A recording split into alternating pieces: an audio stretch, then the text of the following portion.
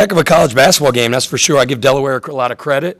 They're coming off a really tough loss on the road, responded the way a championship contender does, and played really well. We didn't play our best and had the ball in our hands with a chance to win the game.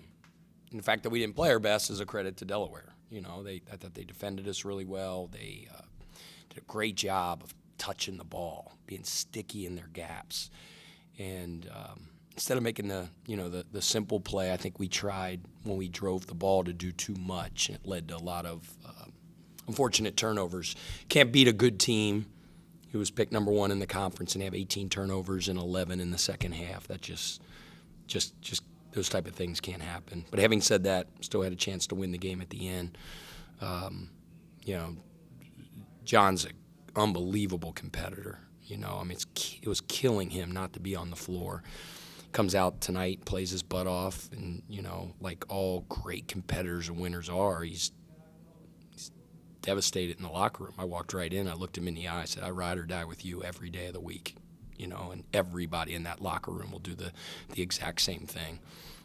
They made a good defensive play at the end, got the ball in his hands, gave him an alley, cleared out a play, almost the same exact play we ran against Chattanooga to get him downhill at the rim, and then Demetrius got the tip in to win the game is what we ran. And I'd have to watch the tape. I think the kid might have deflected it or it squirted out of his hands, but it's exactly where you want the ball in your best player's hand with a chance to win the game. You mentioned that Delaware, they are the favorites to win the CAA. You go down to the wire. Is it a reflection of maybe how human Delaware is, or how good your team is to be able to hang with the best of this conference? I think it's both. I think Delaware's a really good team. I think we're a good team. I mentioned they're a championship contender. I sure as heck think we are too. It's how league play is, man. They're all going to – seems like they all come down to one possession or the final couple possessions. And, we're coming off I don't know if streak's the word. We're coming off a period of time where we played whatever it was, one game in 11 days because we had the shutdown up in D.C., came back, played Old Dominion, then we had Christmas break, then we had another shutdown. Well, that doesn't happen anymore in conference play. I mean, they come fast and furious. So it's – the thing about conference play is you got to clean the slate, move on to the next thing, win or lose, and turn your attention to the next thing. That's, a really tough road trip for us that we got to be ready for. Was there any doubt in your mind John was going to get that final shot there at the end? Well, I mean, that's where we want the ball. You want to put the ball in your best player's hands. They made a good defensive play, and that's the way it goes. That's what coaching is. You're trying to put your best players in the best positions, and unfortunately, they made a really good defensive play. But I mean, you think of John being out for as long as he was, and very, very limited practice, and then to go in and just play the way he did. I mean, he stuffed the stat sheet. I mean, he's 60% from the floor, 4 for 5 from the line, 5 rebounds, 17 points. Right? Played like a first-team All-Conference Player of the Year candidate. But it's just going to take him a little bit of time to get back into flow, and it was great to have him back out there for sure. OC was phenomenal. OC's just such a veteran presence for us, man. He's great in the locker room. He's such a great leader. He gives you everything he's got every single time. And you look at his line, he obviously had 10 rebounds and 11 points, but, don't underestimate the job he did defensively in the post. Dylan Painter is first-team All-Conference Player of the Year candidate. So his overall game was ridiculous, and I'm really proud of him. You did a better job on Jameer Nelson in the second half, I thought. He was terrific. Yeah. We challenged our guys at halftime. He had 15. What did he end up with? 22. I told our guys, man, this kid's halfway to 30 points, and he was a major, major highlight of our scouting report. You can't – Coach Frost used to call them the knowns. The knowns. You can't let the knowns go off like that, and he was killing us at halftime. And I think, Brendan really accepted the challenge. A bunch of different guys guarded him. But, Brendan's a competitor too, and he was in the locker room. He took it took it personal. So I think our guys responded the right way and did a better job. But he's a really good player. It seemed like, I don't know, maybe I'm wrong, late in the game, 6 or 7 minute mark, kind of slowed things down a little bit on offense and had a couple of tough possessions, shot clock, and then that 3 by Meeks. Yeah, it was hard. You know, we were going back and forth because we play, you know, we play with such pace. We push the ball in the free-flowing offense. But, you know, Jeff, what was happening was we were making bad decisions on our drives. You know, like we were just – a lot of our turnovers were from that, trying to drive into gaps, into spaces that weren't there, and they were just, you know, daring us to make the kick, right? And they're big, and we thought we went to, you know, some more set plays. We went to more actions where we're going to force our guys to run some actions, get some ball movement, put our players, our best players in positions to make plays.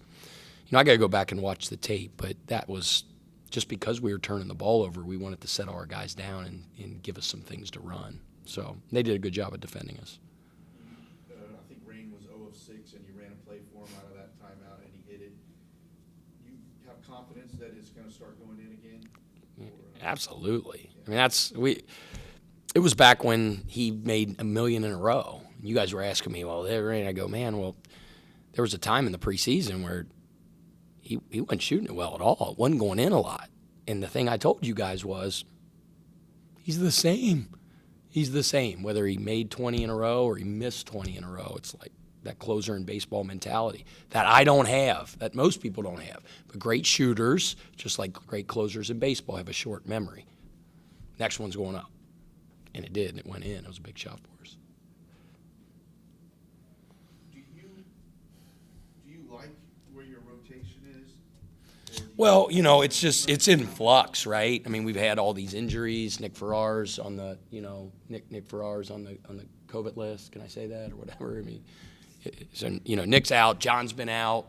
You know, it's still in flux. We're still figuring ourselves out, especially with injuries and things like that. John just came back, so just, you know, figuring that out a little bit. So that's a process. You know, the season's a lifetime, as Skip used to say.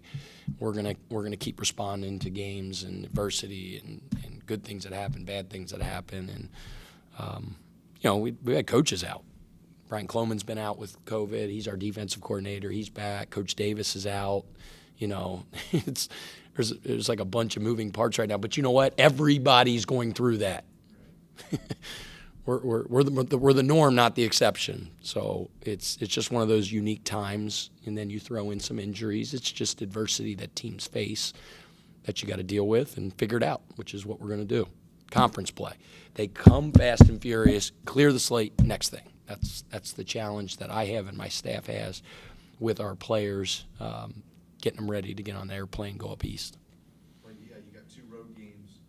You know, how important is it to come home with at least a split? Shoot, I don't think of that. I don't think that we're going up there for 2 games. We're going up there for 1. That's the only one I'm worried about. That first one, and I'm such a creature of habit on not even worrying about the final score of that game. I'm worrying about the first war, right? I'm getting our guys to the jump ball with the right mentality. And if our process is elite over the next couple days, then, you know, then I think we'll have success and the results will take care of themselves. That's all we worry about. That's what we worry about with those guys.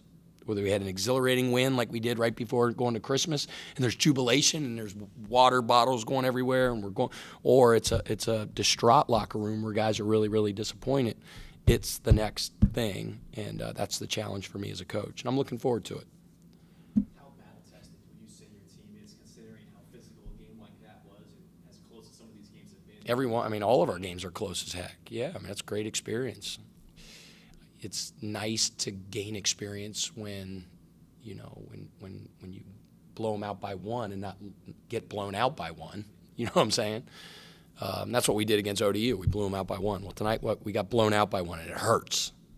But everything's a learning experience. We'll get better. And guys look in the mirror, things they could have done different. I'll do the same exact thing, and we'll be bright-eyed and bushy-tailed up in Boston here in a couple days for a big one. Thanks, Pat. Thanks, Coach. All right, guys. Thank you.